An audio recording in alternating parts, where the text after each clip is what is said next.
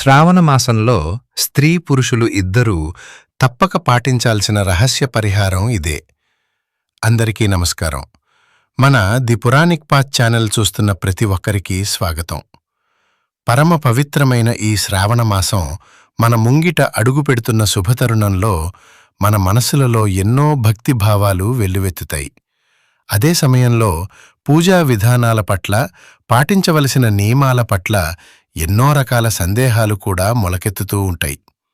ఈరోజు ఈ వీడియోలో ఆ సందేహాలన్నింటినీ పూర్తిగా పారద్రోలి ఒక స్పష్టమైన ఆధ్యాత్మిక మార్గాన్ని తెలుసుకునే ప్రయత్నం చేద్దాం. వీడియోలోకి వెళ్లే ముందు ఒక్కసారి ఆ జగన్మాత పాదాలను మనసులో స్మరించుకుని మీ ఇష్ట దైవం పేరును కామెంట్స్లో అత్యంత భక్తితో రాసి అప్పుడు ఈ అద్భుతమైన విషయాలను తెలుసుకుందాం.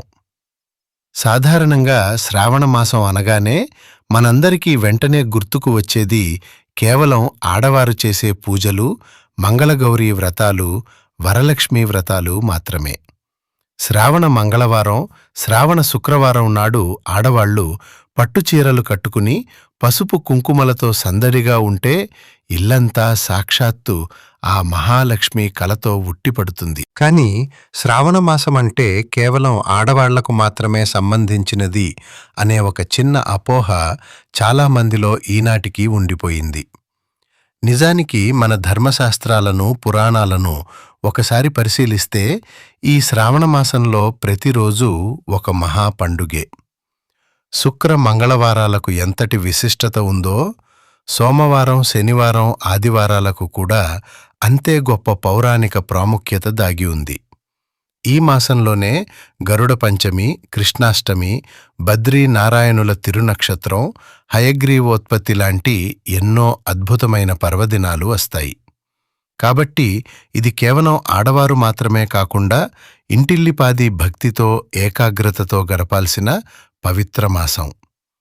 ముఖ్యంగా మగవారు కూడా ఈ మాసంలో పూజా కార్యక్రమాల్లో చురుకుగా పాల్గొనాలని మన ప్రాచీన పురాణాలు ఘోషిస్తున్నాయి. శ్రావణమాసంలో వచ్చే సోమవారాలు పరమశివుడికి అత్యంత ప్రీతికరమైనవి.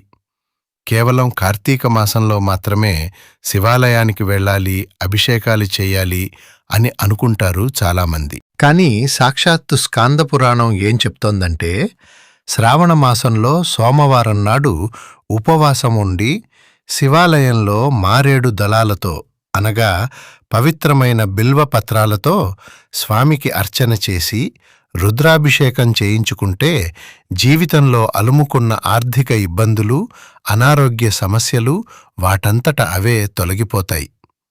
మగవారు ప్రతిరోజూ ఉదయం నిద్రలేచి స్నానం ఆచరించి విష్ణు సహస్రనామ పారాయణ చేయటం, అలాగే సాయంత్రం వేళ శివ సహస్రనామం పఠించటం వల్ల అద్భుతమైన మానసిక ప్రశాంతత లభిస్తుంది.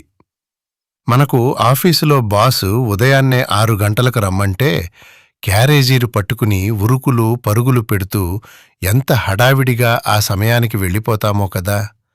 అలాగే మన పిల్లల భవిష్యత్తు కోసం వారు పాఠశాలకు వెళ్లే సమయానికి వారికి అల్పాహారం అందించటం కోసం నిద్ర మానుకుని ఉదయాన్నే లేచి ఒక తల్లిగా, తండ్రిగా ఎంతటి కష్టమైనా భరిస్తామో మనం చూస్తూనే ఉన్నాం. మరి మనకు ఈ అమూల్యమైన, అద్భుతమైన జీవితాన్ని ప్రసాదించిన ఆ భగవంతుడి కోసం, ఆయన కరుణ కోసం ఉదయాన్నే లేచి ఒక చిన్న దీపం వెలిగించుకోలేమా?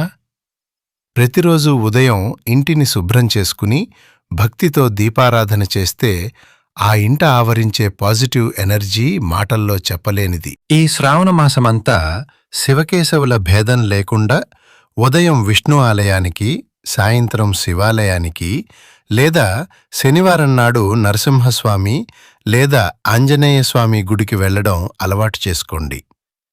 ఓం నమః శివాయ, ఓం నమో నారాయణాయ అనే అద్భుతమైన మంత్రాలను నిరంతరం మనసులో జపిస్తూ ఉండండి. ఇక ఆడవారికి వచ్చే అతిపెద్ద సందేహం, మాకు వరలక్ష్మీ వ్రతం ఎలా చేయాలో తెలీదండి, కలశం పెట్టడం రాదు, షోడశోపచార పూజా విధానం అసలే రాదు, మరి మేం ఎలా పూజ చేసుకోవాలి అని మదనపడుతూ ఉంటారు. ఇక్కడ మనం ఒక ముఖ్యమైన విషయం గుర్తుంచుకోవాలి.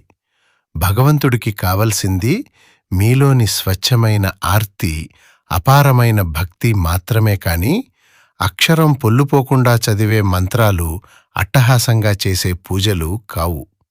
మీకు పూజా విధానం తెలియకపోతే తెలిసిన ఇరుగు పొరుగు వారిని ఎవరినైనా పిలిచి వారితో భక్తిగా చదివించుకుని వారికి గౌరవప్రదంగా తాంబూలం సమర్పించండి.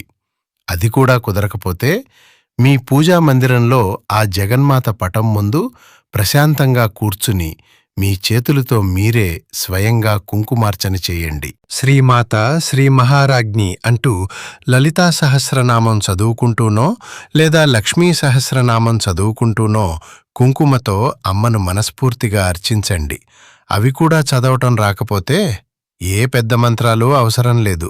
కళ్ళు మూసుకుని, లక్ష్మీ తల్లి సర్వమంగళ, నా మనసునే నీకు పీటగా వేస్తున్నాను, నా ప్రాణాన్నే నీకు నైవేద్యంగా సమర్పిస్తున్నాను, నా మొర ఆలకించు తల్లి అని ఆర్తిగా వేడుకోండి. ఆ కరుణామయి మిమ్మల్ని తప్పక కరుణిస్తుంది. ఈ రోజుల్లో మనం సమాజంలో చూస్తున్న మరో విచిత్రమైన ధోరణి ఏమిటంటే, దేవుడికి ఏకాంతంగా మనస్ఫూర్తిగా పూజ చేయడం కంటే కూడా ఆ పూజా విధానాన్ని, ముస్తాబు చేసిన దేవుడి మందిరాన్ని నలుగురికి చూపించుకోవడం మీదే చాలామంది ఎక్కువ ఆసక్తి చూపుతున్నారు. అందంగా అలంకరించిన పూజ గదిని, కట్టుకున్న ఖరీదైన పట్టుచీరలను వాట్సప్ స్టేటస్లలో, సోషల్ మీడియాలో పెట్టుకుని ప్రదర్శిస్తూ మురిసిపోతున్నారు. మన సనాతన ధర్మం ప్రకారం మనం చేసే మంత్రజపం, మనం చేసే పూజ, మనం చేసే దానం అత్యంత రహస్యంగా, గుప్తంగా ఉంచుకోవాలి. భగవంతుడికి, భక్తుడికి మధ్య ఉండే ఆ ఏకాంతమైన, పవిత్రమైన బంధాన్ని నలుగురికి ప్రదర్శనగా ఎప్పుడూ పెట్టకూడదు. అలాగే ఎవరైనా అత్యంత ఖరీదైన ఆభరణాలు వేసుకుని, బరువైన పట్టుచీరలు కట్టుకుని అట్టహాసంగా పూజ చేస్తుంటే చూసి అస్సలు బాధపడకండి. వారికి అంత స్తోమత ఉంది, వారు చేసుకున్నారు. నా దగ్గర ఆభరణాలు లేవు అని మీరు ఏమాత్రం న్యూనతకు గురికావద్దు. బాహ్యంగా వేసుకునే బంగారు నగలు మీ దగ్గర లేకపోవచ్చు, కాని ఎవరికీ కీడు తలపెట్టని స్వచ్ఛమైన మీ మనసే ఒక అపరంజి బంగారం అని తెలుసుకోండి. మీరు అందంగా ముస్తాబై పూజ చేయకపోయినా పర్వాలేదు. మీ దగ్గర ఉన్న ఆ కాస్త డబ్బుతో ఆకలితో ఉన్న ఒక పేదవాడి కడుపు నింపండి. అది మీరు ఎన్నో కోటి వ్రతాలు చేసిన పుణ్యంతో సమానం. ఆ భగవంతుడు ఎప్పుడూ చూసేది మీలోని భక్తిని, తపనను మాత్రమే కాని మీ సిరి సంపదలను కాదు. కావాలని ఆర్భాటంగా, అసభ్యంగా ప్రదర్శిస్తే మనం తప్పుపట్టాలి కాని, ఎవరి స్తోమత కొద్దీ వారు ఆనందంగా పూజ చేసుకుంటున్నప్పుడు మనం ఎవరినీ విమర్శించాల్సిన అవసరం లేదు. ఎవరి భక్తి వారిది. నిత్య పూజలు, వ్రతాలు చేసేటప్పుడు పాటించాల్సిన నియమాల గురించి కూడా కొన్ని సందేహాలు వస్తుంటాయి.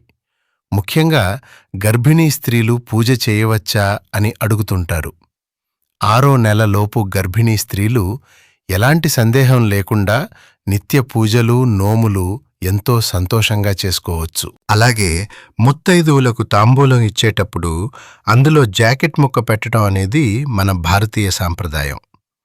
కొందరు మేమిచ్చిన ఆ జాకెట్ ముక్కలు వారు వాడకుండా ఎక్కడో పడేస్తున్నారు కదా, అదంతా వృధానే కదా, ఎందుకివ్వడం అని అనుకుంటూ ఉంటారు. మనం ఒక వస్తువును దానంగా లేదా తాంబూలంగా ఇచ్చిన తర్వాత వారు దానిని ఎలా ఉపయోగించుకుంటారు అనేది మనకు అనవసరం. దానం చేయటం వరకే మన బాధ్యత, ఆ తర్వాతంతా భగవంతుడి ఇచ్ఛ. వీలైతే ఒక 60-70 రూపాయలు పెట్టి ఒక మంచి నాణ్యమైన వస్త్రాన్ని కొని అమ్మవారికి సమర్పించి ఆ తర్వాత ముత్తైదువులకు దానంగా ఇవ్వండి.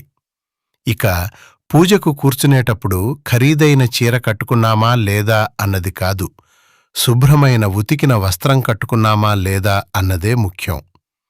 చక్కగా తలస్నానం చేసి, జుట్టు ముడివేసుకుని, పాపిట్లో సింధూరం పెట్టుకుని, చేతులకు నిండుగా గాజులు వేసుకుని పూజకు కూర్చోవాలి. మట్టి గాజులు వేసుకోవాలా వద్దా, మడి కట్టుకోవాలా వద్దా అనే ఇలాంటి నియమాలు ఎవరి కుటుంబ ఆచారాలను బట్టి వారు పాటిస్తే సరిపోతుంది. ఎదుటివారిని చూసి మన పద్ధతులను మార్చుకోకుండా మీ పెద్దలు మీకు నేర్పిన ఆచారాన్ని మీరు సగర్వంగా, నమ్మకంతో పాటించండి.